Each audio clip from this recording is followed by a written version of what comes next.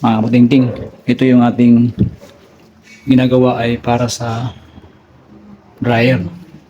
Tapos yung dito naman, ito, yung washing. Meron din tayong gagawin nito mga katingting. Ito yung hose niya, oh. Pumupulupot siya para ahas. So ang gawin din dito para maging malinis dito, wala nang kalat. Ito yung butas na to, bibiyakin din dito. Yan pa ganun. Para kunin natin tong abang. Ito. So yun ang ating gagawin mga kulinting. At saka yung dryer. Ilalagay dyan sa ibabaw na yan. Ito na yung ginawa ko mga kulinting. Tapos ito yung ating ililipat. Ito. Itong dryer na to. Yan. So yun ang ating project ngayong araw mga kulinting.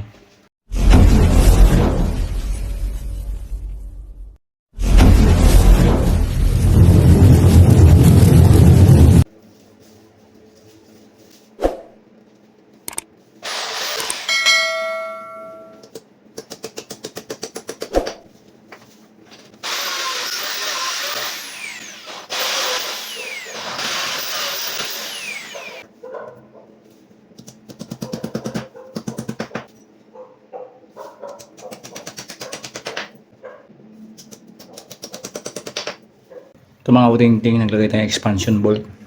Yan. Yan. Ito. Tapos naglagay pa ako ng pasak. Yan. Para sasalo sa ilalim. Sampahan natin mga kutingting.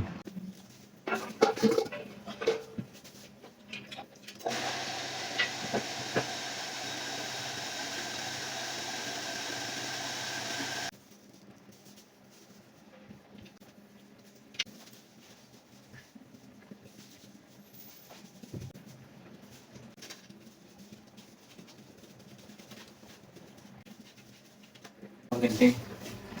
Wala pa tayong support dito. No? Dapat meron mo. Tapos dito hindi pwede ilagyan kasi dito yun ilalagay. So dito lang meron. Pero testing natin. Matibay talaga siya. Sample lang ko din.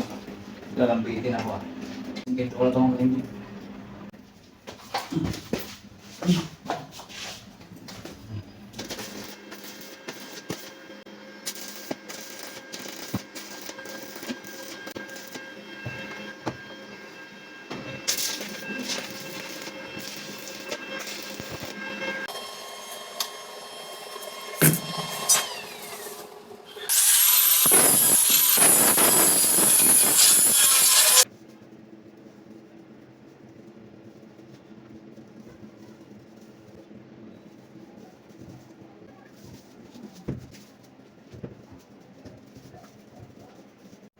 Ayun mga matingting.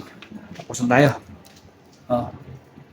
Ito yung ating ginawa na para sa dryer, no?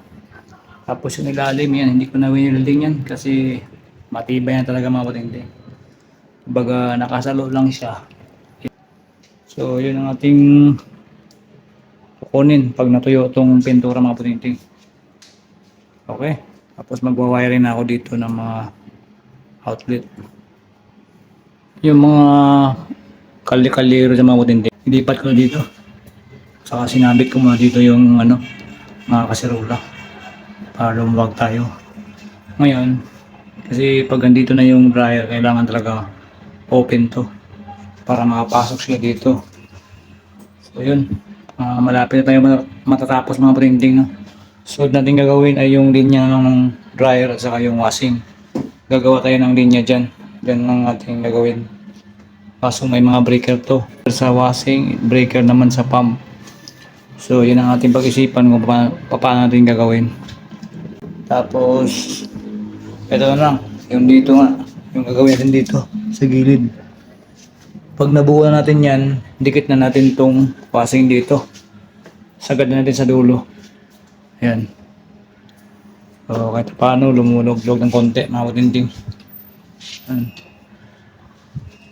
Dito yung kanilang pump. Ayan. Dati kasi doon nakalagay yun. Ayan. Tapos yung washing na dito. Tapos giniba natin yung hagdan dito. Ayan. Naging maayos na tingnan. Kahit paano yan. Oh. Lumuluwag-luwag ng konti. Gawa na ako ng bahay-bahay mga puting-ting. Oh. Ginawa ko yan para pag tinabas ko dito. Yun. Oh. Itong linya na ito. Papunta roon. Yun ang ating grinderin. Tatabasin hanggang dito. Para yan sa ating washing ngayon. Oh. Yan lang mga washing machine. Oh. Yung labasan ng tubig para mga ahas. So, pag ginawa natin to, yan. Oh. Nakatalukbong na ako dito sa loob. Yan, para walang takas yung alikabok. Kasi yung alikabok ito mga puting sigurado. Ito na yung resulta.